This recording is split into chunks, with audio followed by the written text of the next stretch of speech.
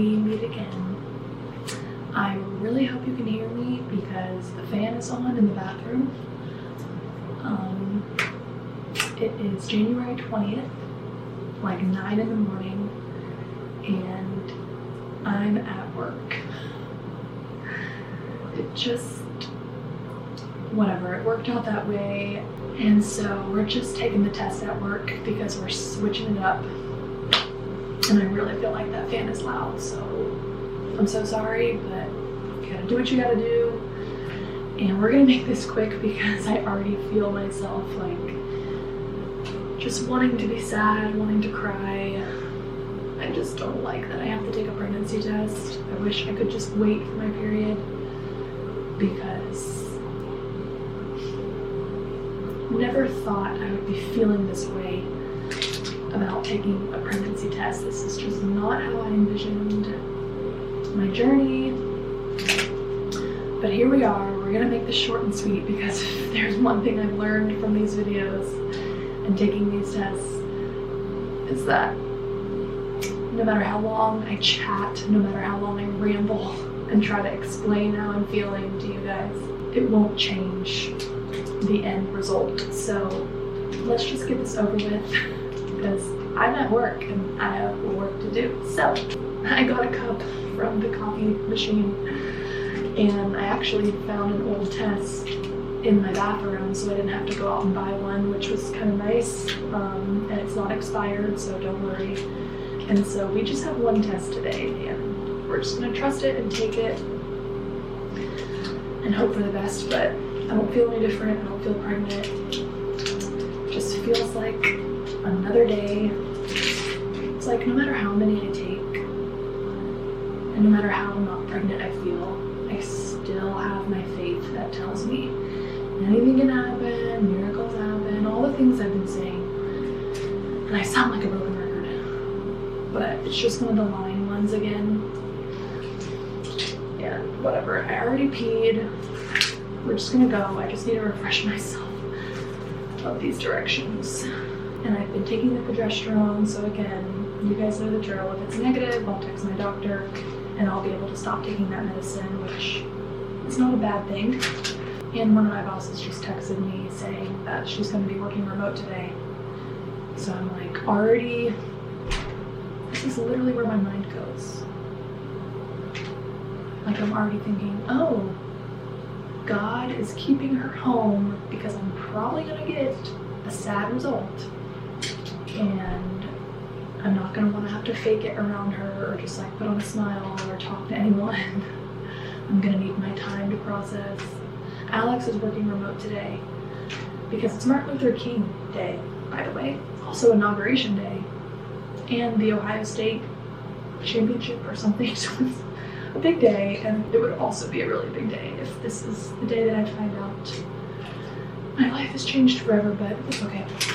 Okay, so hold the stick in for 20 seconds and then a 5-minute timer.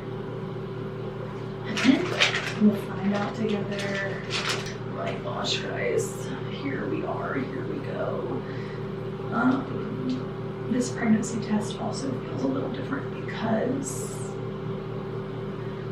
Alex and I agreed that this would be our last IUI, so it's kind of like if this doesn't work, then we really have to explore other options and like move forward with the next step. And although we've been like talking about what those next steps are, and we've had the idea of consultation, and we've been at peace with all that, and we're mentally preparing for all that, it still like doesn't feel real until you're like in it, until you're there. So I feel like this is going to be a big moment either way. And I'm just really curious to find out if I'm actually ready for those next steps. Like, I can talk about it all I want, but it won't actually sink in until reality hits. And so we're about to find out what that reality looks like. So let's just do it. So 20 seconds. Here we go.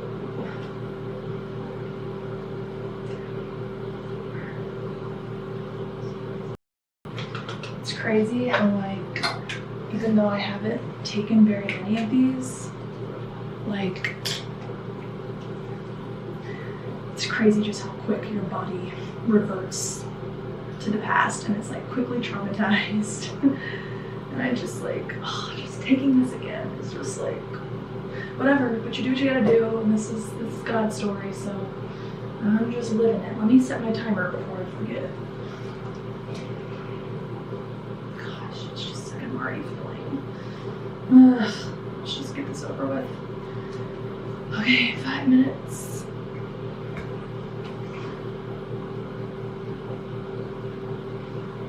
I just already want to cry because I just feel like if IUI is not going to work for someone who's like healthy and young and has normal blood work results, like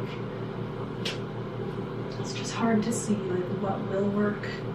Obviously IVF has a higher success rate, but still it's just like, I feel like starting IVF is in a weird way starting over, because that's like a whole separate journey. I feel like there's so much more that goes into it. It's not just like, okay, time it out, take an ovulation shot, and come in for the procedure. But I also don't want to talk about it and make it a bigger deal than maybe it is, because I want my brain to go into that journey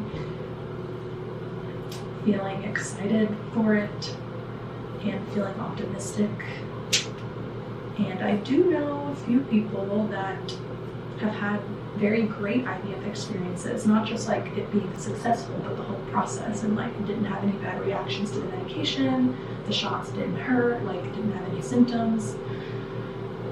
So I just need to keep reminding myself of that side of it, and not be afraid and not be intimidated, and just continue to trust God like I have been. Like, why would that stop or change now?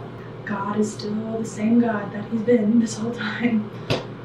So I know He would be with me if IVF really, really is in our future. And I feel like now that the reality is kind of like crashing down,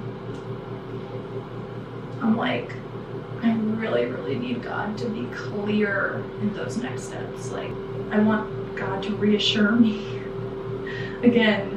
So I also have this reimagined fertility program that I'm a part of. So it's kind of like, what do we do?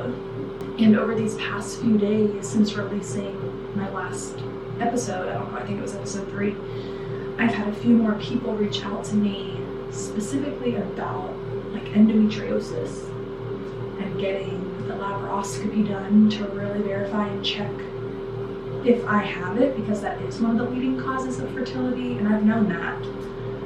But you guys know, like, no one's really brought it up with me, no one's really been concerned. And now with my biopsy results, I'm like, should I look back into that option even though it's invasive, and my doctor made it seem like kind of a waste if I'm gonna end up doing IVF anyways, but maybe just the clarity would be like good to know. Actually have someone go in there and look and verify, because someone also just told me that silent endometriosis is a thing. And I know that, like, you can be asymptomatic, but maybe that's like the official name for it now. Like, maybe it is more common than I thought. These are just my thoughts while I'm literally looking at my timer. I have 40 seconds to go. Dear Jesus, please just, oh my gosh. You hear me, you see me, you know the words that I want to pray before I even do. So I just want to sit in your presence right now with the remaining time that I have. You're with me. I trust you. I trust you with this result, and I trust you with our future.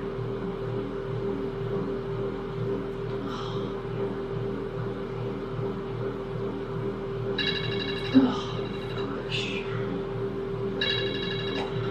Okay, we're gonna rip the bandaid because I gotta go to work. Okay, I am at work.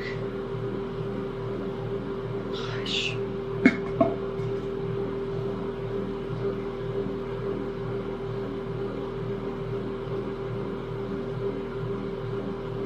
It's just one line. One very clear line.